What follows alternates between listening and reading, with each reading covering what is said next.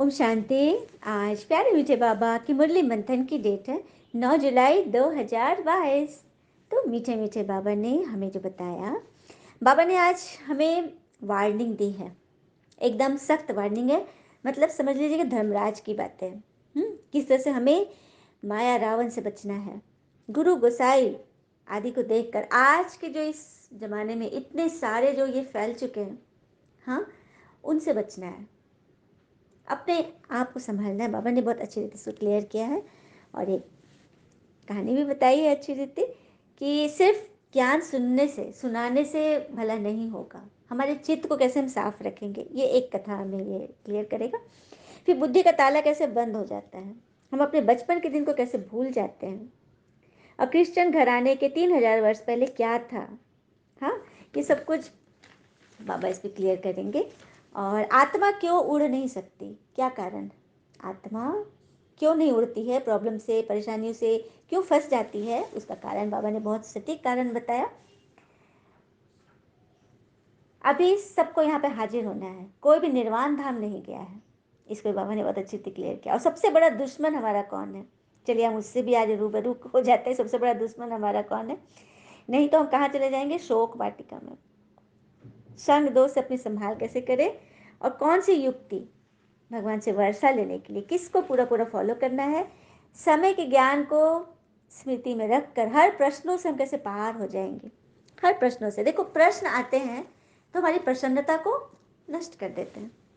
हाँ, हम भूल जाते हैं। प्रश्न हमारा आता है, कोई जब हमसे कोई जलता है ना, कोई हमें देखना नहीं चाहता, कोई हमें निंदा ग्लानि करता है, तो हमें बहुत प्रश्न आते हैं मन में, फलाना ऐसे क्यों करता है।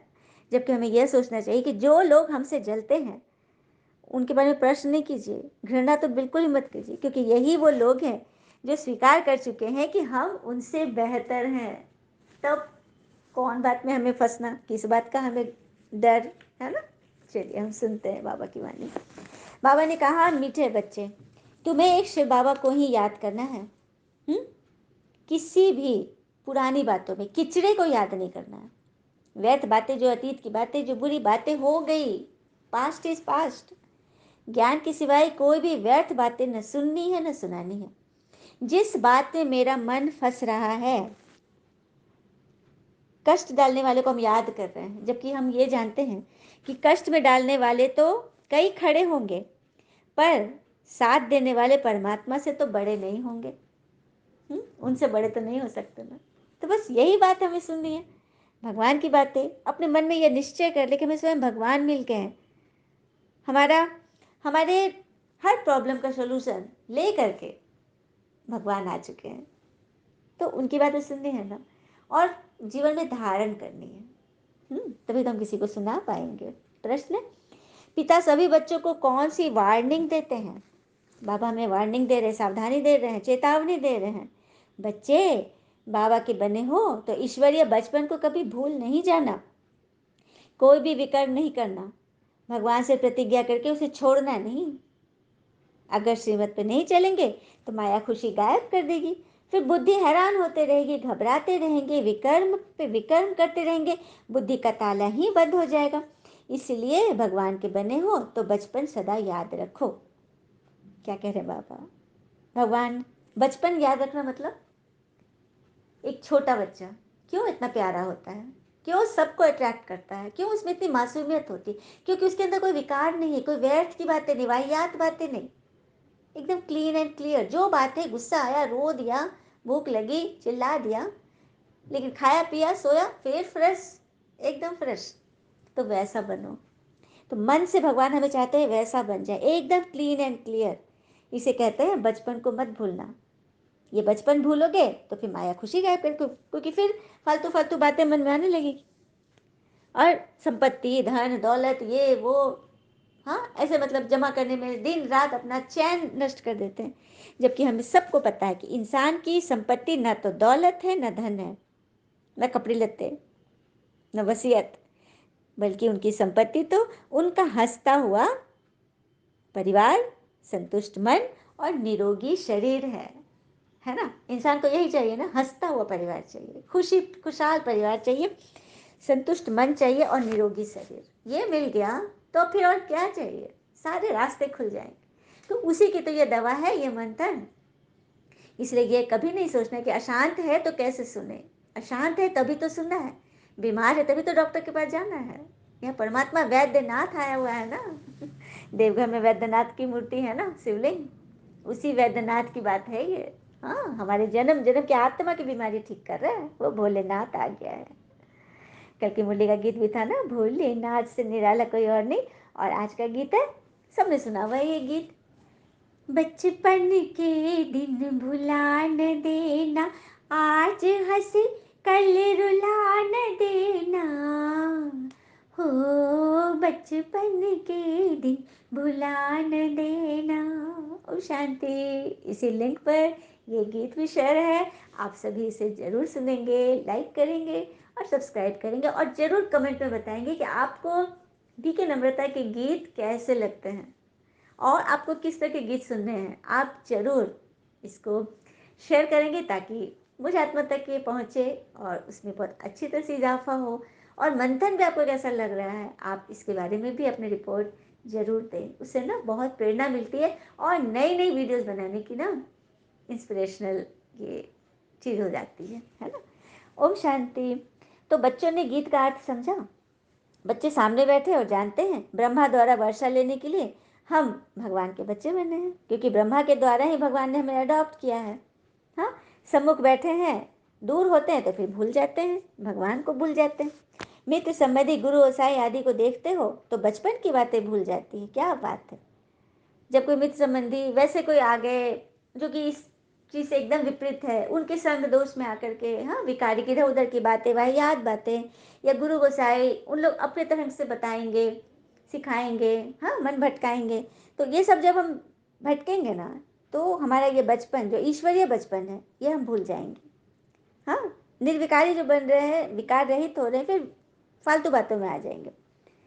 तो इसीलिए बाबा चेतावनी दे रहे हैं। बाबा कहते हैं सर्व का लिबरेटर गाइड मैं हूँ। लिबरेटर माना सदगति दाता, सदगति मतलब साथ ले जाने वाले, एक परमात्मा है जो हम सबको साथ लेकर जाएंगे, छोड़ेंगे ही नहीं हमें।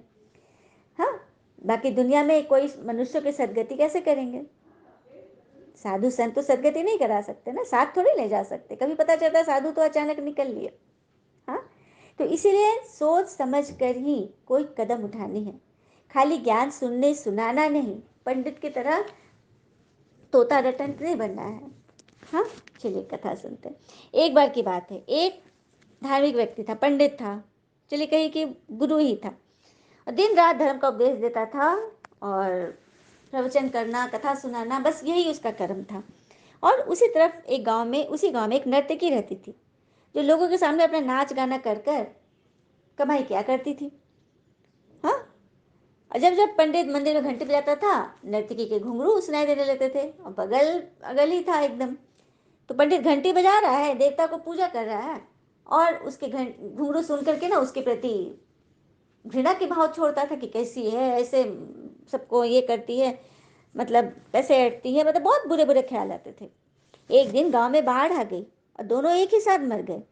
मरने के बाद जब ये दोनों यमलोक पहुंचे तो इनके कर्मों, इनके पीछे छिपी भावनाओं के आधार पर उन्हें स्वर्ग या नरक दिए जाने की बात हो रही थी। हाँ, और ये जो व्यक्ति था, धार्मिक व्यक्ति, उसको पूरा आश्वस्त था कि तो स्वर्ग स्वर्ग जाएगा, और नर्तकी तो कुछ भी नहीं सोच रही थी, बस फैसले का इंतजार कर रही थी। तभी घोषणा हुई, उस धार्मिक व्यक्ति को नरक और नर्तकी को स्वर्ग दिया गया।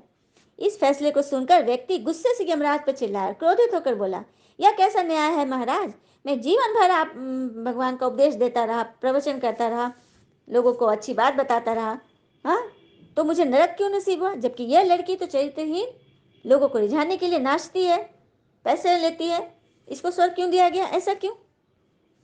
यमराज ने शांत भाव से उत्तर दिया, क्योंकि सबकी भावना के आधार पर मिल रहा था ना, कर्म और भावना। तो यह नर्तकी अपना पेट भरने के लिए नाचती थी, परंतु इसके मन में जब भी यह मंदिर का घंटा सुनती थी, यह ईश्वर की याद में रहती थी, याद में वो नृत्य करती थी और अपनी सारी कला प्रभु के चरणों में समर्पित करती थी।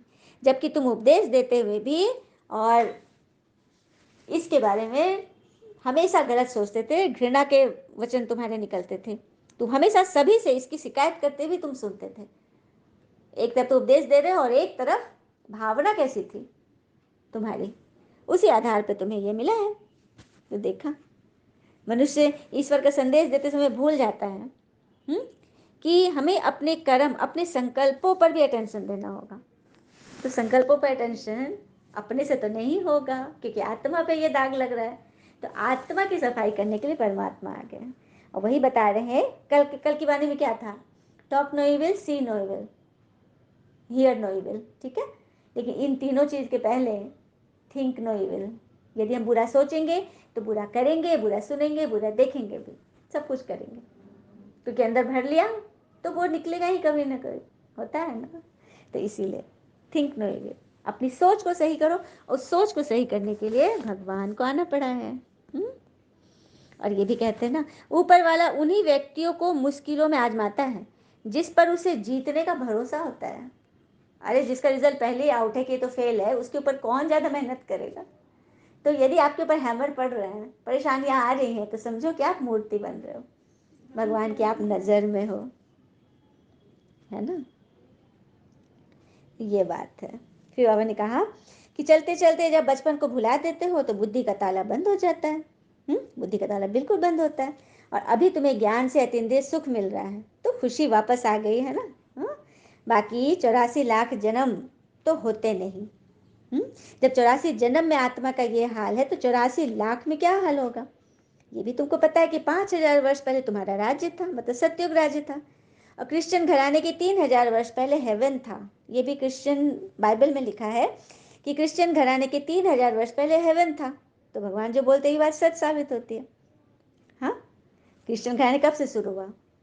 द्वापर से शुरू हुआ। द्वापर से धर्म पिता आया है, और उसके पहले 2,500 वर्ष पाव बोलते तो 2.5 से 3 वही है, स्वर्ग था ना, सत्युग था। तो फिर हेल कैसे बन गया यह कोई नहीं जानते। तो बाबा बैठ समझाते हैं कि संस्कार जब गिरे, जब संस्कार उठे थे तो स्वर्ग बन गया, संस्कार जब गिर गए तो नरक बन गया।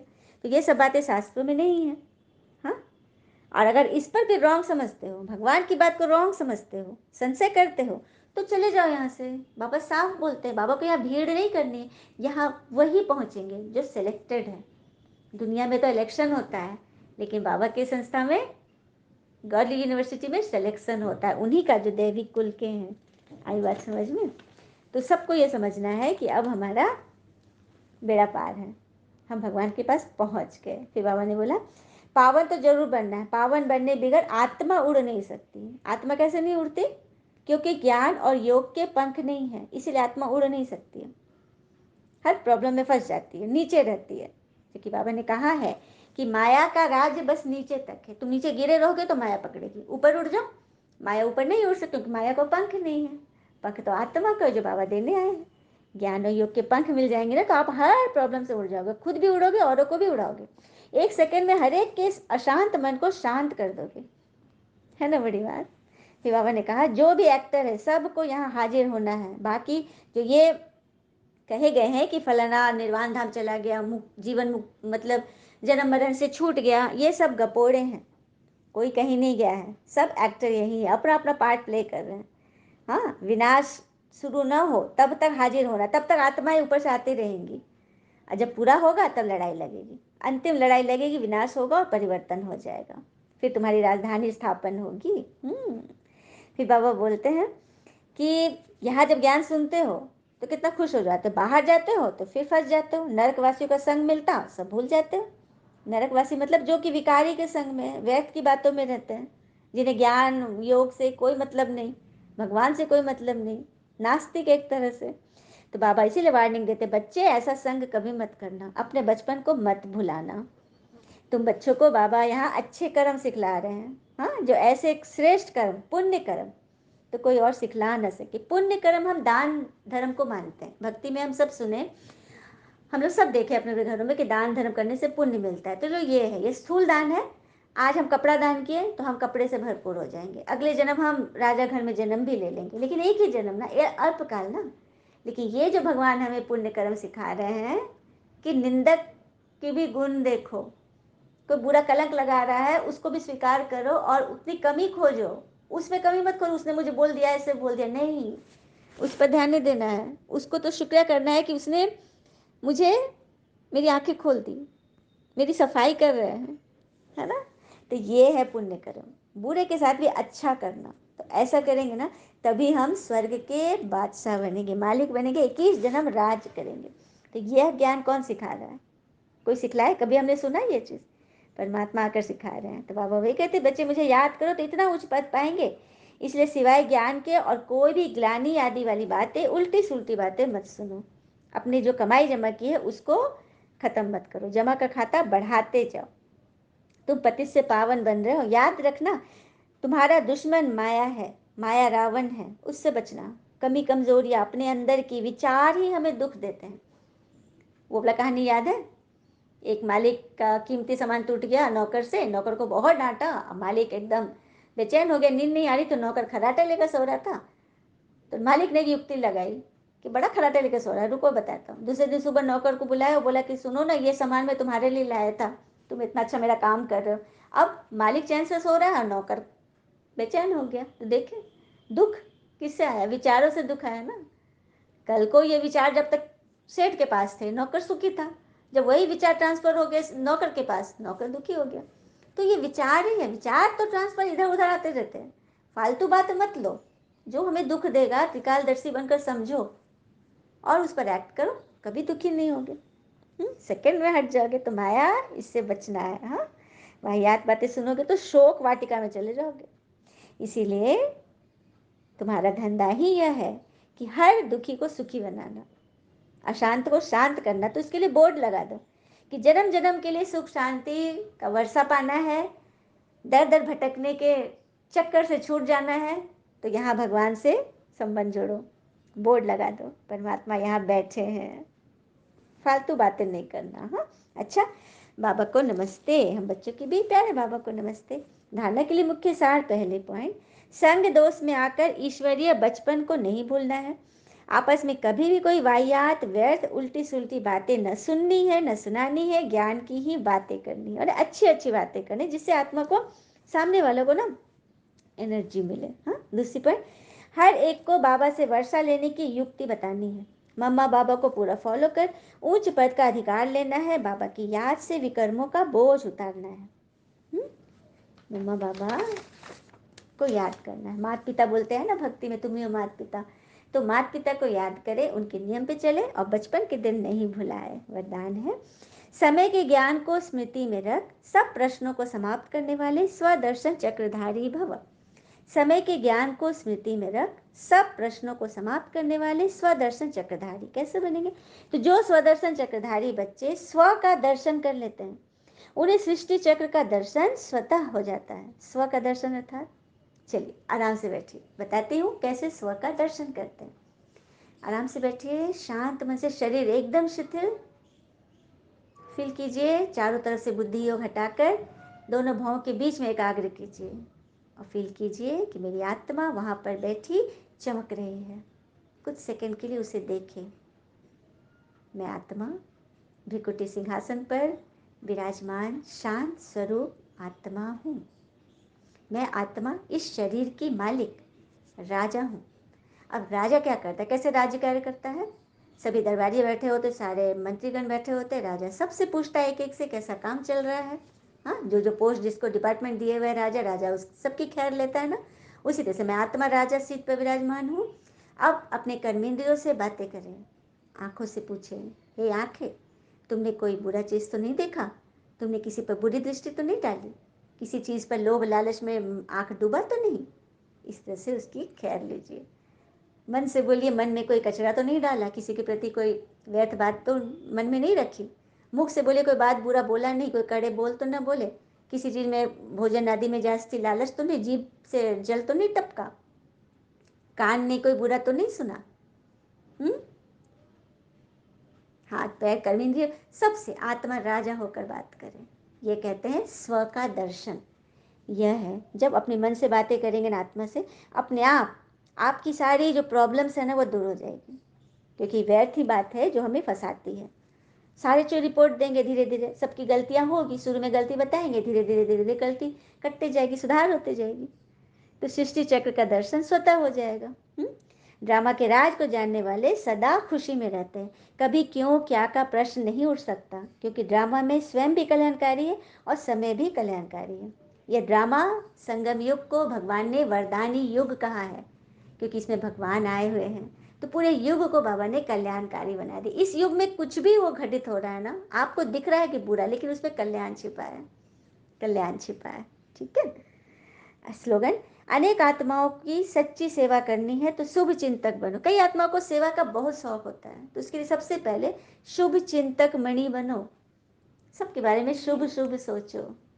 कहते हैं ना, जैसा सोचोगे तुम वैसा बन जाओगे, जैसा कर्म होगा वैसा फल पाओगे।